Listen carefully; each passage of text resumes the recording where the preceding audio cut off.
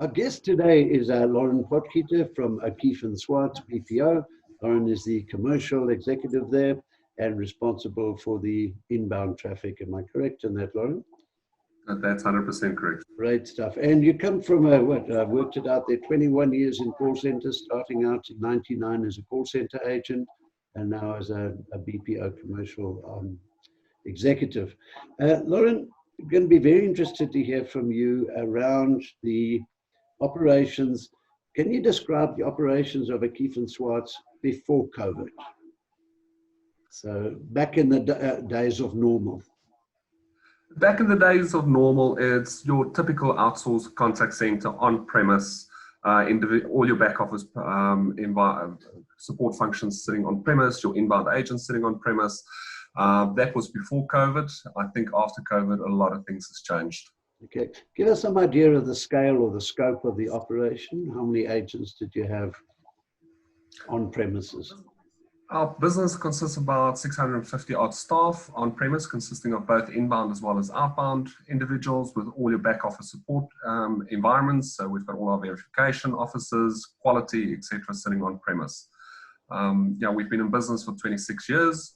So it's your typical outbound machine with a lot of inbound focus at this point in time. Okay, excellent. And then if we just go back to early mid-March, when we kind of knew COVID was coming, what was the sort of strategic thinking at executive level in the pre-lockdown phase? So we're very fortunate with visionary leaders, and we started pre-planning for COVID way in advance. And I think that gave us the competitive edge, where we started procuring a lot of laptops in case the lockdown happened. We started configuring laptops. We started looking at facilities, building, security. We also implemented all the pre-checks and balances, social distancing as an example in the environment pre-COVID or even pre-lockdown. Ensuring that we've got sanitizing wipes, we've, for example, cleaned the lifts, etc. With the view that should lockdown be initiated, we'll be ahead of the game in order to actually... Okay. So you had a refined and tested DR plan in place. Correct. Right. Then along comes the lockdown, and what were the implications of that for your particular operation?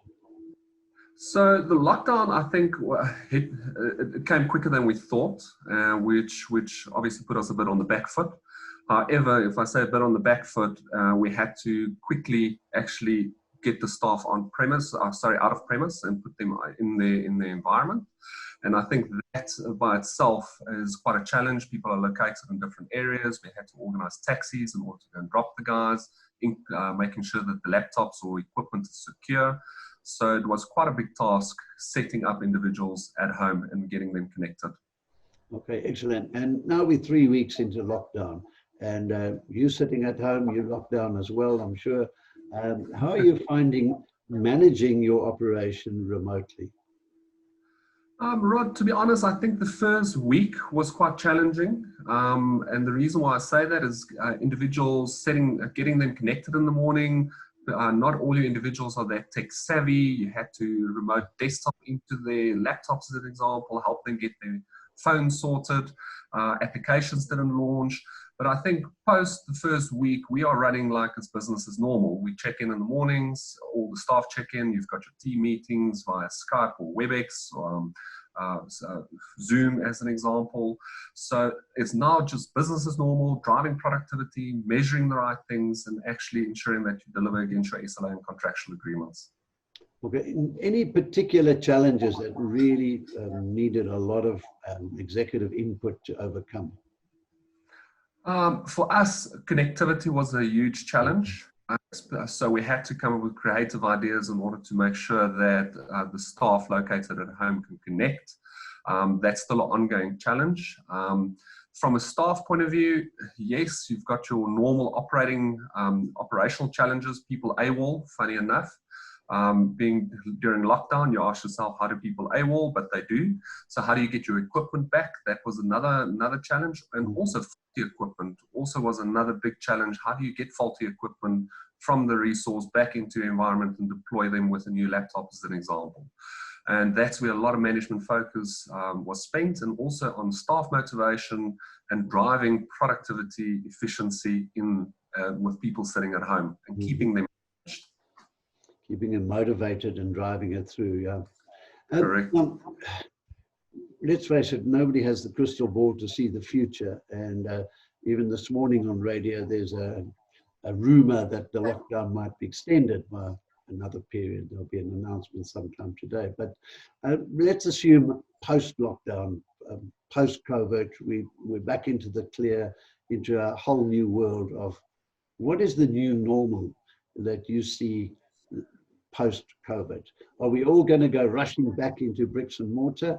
Or do you think as an industry, we've woken up to the reality that remote agents work from home that we've talked about for 10 years, but never really got around to doing it, is actually practical? But I'd be interested in your views on that and how you envisage the future.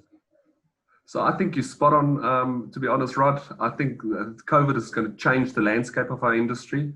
I think it's going to be a hybrid model of individuals sitting at the office, working at the office, versus your more skilled and experienced individuals sitting in their home or in the comfort of their home in order to deliver the services. It's probably going to be your more advanced services like policy administration, which I'm finding people are loving it. It's people or individuals with 10 years plus experience where they can actually do that in the comfort of their home. So I think it's going to be a huge shift in the way we do business by getting people in, doing your normal standard recruitment training on premise, incubating an individual for a period of 6 months, or individuals that does not necessarily have a lot of call center or industry experience or even work experience, where they physically get into the swing of things from a work point of view, and then slowly but surely shifting them out into the comfort of their home. But still, the key thing is to get that engagement of their individuals going by maybe having them on premise for 1 day in a week. I think that's where it's going to go. And keep the corporate culture going, yeah. Correct. The impact on, let's take it, the life cycle of an agent recruitment. Are we going to be looking for a different type of person, in your opinion? I think it's definitely, your recruitment and training strategies are definitely going to have to be reviewed. It's going to be individuals that does not necessarily not have technology background. They're going to have to be tech savvy. So it's going to be a different type of agent we're recruiting and training. It's not going to be on premise. Let's train the minimum skills. The minimum skills are going to have to include other things. And having remote agents, I mean, let's face it, it's very difficult to bring them all into a training center or a training room.